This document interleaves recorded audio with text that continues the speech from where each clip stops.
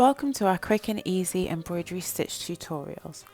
In the 6-part series we will show you how to make 5 simple embroidery stitches: back stitch, chain stitch, French knots, rope stitch and a fanning satin stitch. You can use these stitches to make designs on new items that you're making, or use them to decorate garments and bags that you already have at home. First we will show you what supplies you will need before we get started. Here we have the fabric that we will be using to make our designs or stitches on. I'm using one side of a shopping tote bag that's cut from an old pair of jeans. We make these in one of our Creating Waves workshops. Next we have an embroidery hoop. An embroidery hoop pulls the fabric tight so that you can keep good tension when you're making your stitches. I use one in this demonstration because it makes handling the fabric much easier. However, because we're using denim, which is a heavy weighted material, it's not essential that we use an embroidery hoop. You can just as easily lay your fabric on a flat surface to make your stitches. Be aware that if you're following this tutorial at home, when you're using another type of fabric that is lighter than denim, then I would strongly advise that you use a hoop, as the fabric can easily become deformed. Another thing to note that is not advisable to use a hoop when you are using a stretch fabric. Because the hoop pulls the edges of your fabric tight, when your stitches are finished and you release your design from the hoop, you'll find that your fabric is naturally deformed. The next essential item you need to make your stitches are needles. We typically use 2 types of needles, chenille or tapestry needles. Tapestry needles have a rounded end and are blunt, and chenille needles, the ones that I will be using today, have a sharp pointed end. The needles come in all sizes, and what determines the size of the needle is the length and also the size on the eye of the needle. Because we'll be using larger threads and yarns, we will use needles between 18 and 22 in size. Generally, you'll see me use number 20 the most.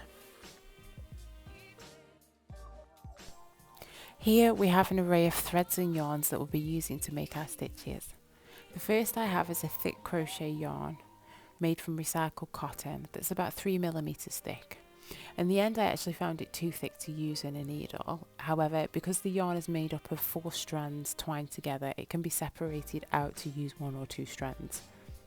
The next is a wool yarn, which is very soft but also very fibrous. I love that it has the different tones of turquoise intertwined with the fine black thread. I picked it up from a second-hand store for about 25 cents, and it's one of my favourites in colour and texture.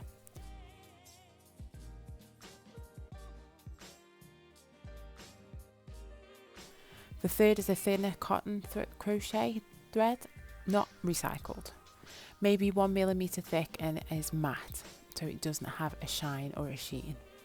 This one is much easier to work with than the thicker one I showed before, as you don't have to separate the strands, and so you can also see the detail of the twine in your stitches. The last 2 threads are specifically for embroidery called Melina.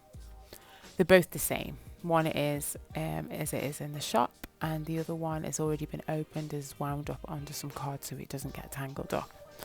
They're made of 6 strands and can be used together or separated depending on the finish that you would like. Either raised, you would keep it together, or for a smooth finish you can separate the threads and give more detail.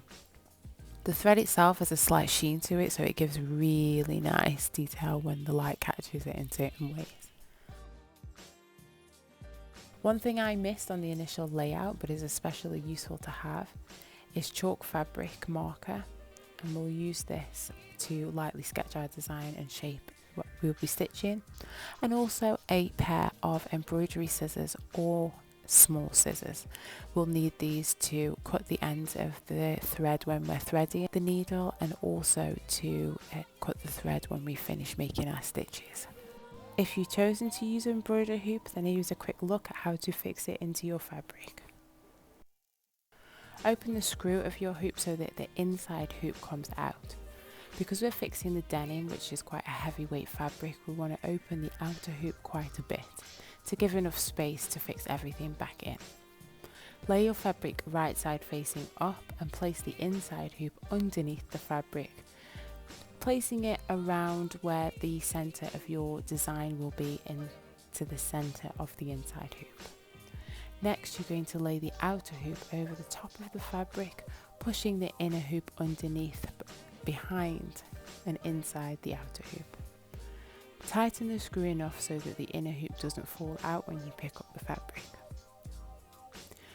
Then we go around the edge of the outer hoop, pulling the fabric gently but firmly so that it pulls it tighter across the top and front of the hoop.